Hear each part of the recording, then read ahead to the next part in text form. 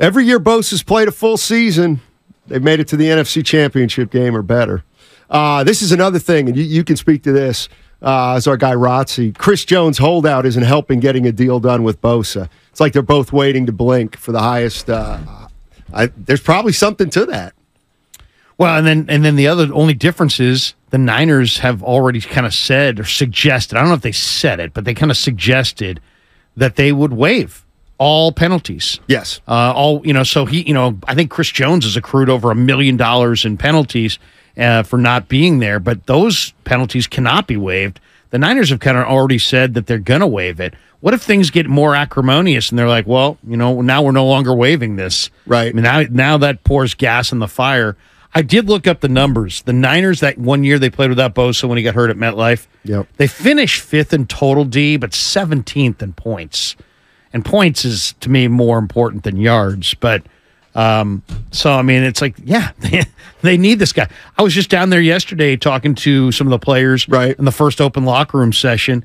And, the players get it. They don't demonize, and they have no bad blood about Nick or the holdout because they understand you don't get that many times to cash in the NFL. But Kalia Davis was like, man, we need him here, man.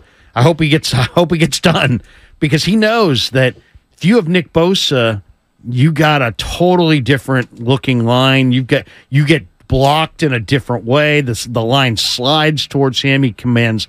He's got the gravity on a D line that Steph Curry has on a basketball floor. It's like you cannot replicate it in their absence. Can he still play on Sunday if he gets in here in the next day or two? That's the other question. What if you sign him on Saturday? And the Matt Mayoko speculated, hey, they sign him Saturday at 9:00 at night. He'll be in there Sunday. Okay, but then you're now going to take your guy that you just invested a boatload of cash in, and you're going to subject him to potential hamstring, quad, all these soft tissue injuries that you probably, are more likely to, suffer from because you had no practice. To me, it's like a 24-hour deal. Like, you got to get this done in the next 24 hours. You got to have at least a practice or two for him to run the loops and do the different drills just to get his girdle in shape, right? His hips, his adductor, whatever they call the groin, the quads, the hammies. I mean, this guy's got monster legs. I bet you he's working out, as much as he possibly can, but, that's not the same. No, it's definitely not. 888-957-9570 is the number. 5 days before the first game of the season, Nick Bosa is still unsigned. And now you start to look back a little bit. And, boy, the 49ers never once gave any indication that it would linger this long. Would you agree with that? Totally. And I thought initially they were kind of like thinking what I was thinking, which is I thought this deal was agreed to long ago. Right. Because when we asked Nick about it in May, he's like, in typical Nick fashion, he's like, I think I'll get what I deserve. That's what he said. And he said it in a way, Matt, that made you think like, this thing's already been negotiated. Right. He knows what he's going to get.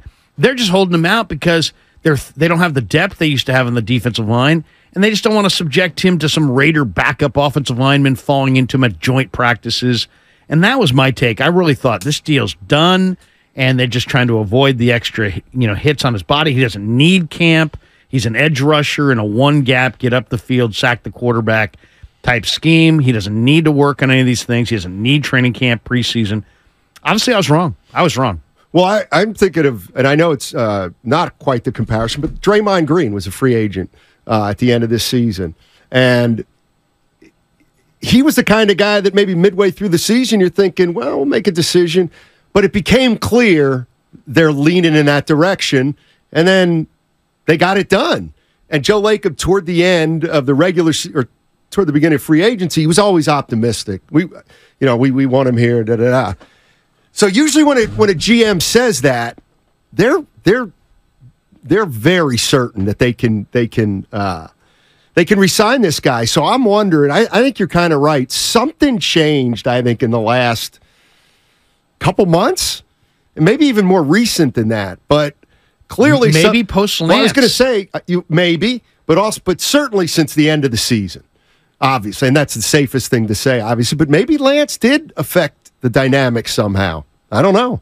Maybe it just emboldened the agent to say, hey, look, man, they cannot trade two guys who were drafted in the top 3 within weeks of each other without taking a major PR hit. Let's up our ask. And you know what? I never fault any of these football players for going for the cash because, come on, man. I mean, the sport is brutal. They kick you to the curb. Everybody outside of the quarterbacks has no guarantees. You got to go after the bag when it's your turn. So I don't fault Bosa at all for demanding top shelf money. He's a top shelf player. He deserves top shelf money. But this is the problem with sports being a business. And it's kind of unfair to Bosa. But if you're a 49er fan, you know you got a shot this year. The window's open. If you're a 49er executive, you know the window's open. And Nick Bosa knows the window's open. So that works in his favor because they need him to keep the window open wide. But you cannot expect Nick Bosa to take less money just for the sake of the team if he thinks he can get what he can get. So this is where just like team sports and the business kind of hit the road. And all the players can say is we'd love to get him in. We need him in here. We need him in here. But just because the timing is such, that shouldn't mean anything to Nick Bosa. He'll use that as leverage. Not as a negative. You see what I mean? Like, fans may look at it, hey, Bosa, just get in here for 28. We're going to win it all. He's like, I'm not getting in there for 28. Winning it all has nothing to do with it. Right. I mean, I think everybody knows that he's all about winning, but he's also in a contract situation. They moved this thing. They kicked this into the future.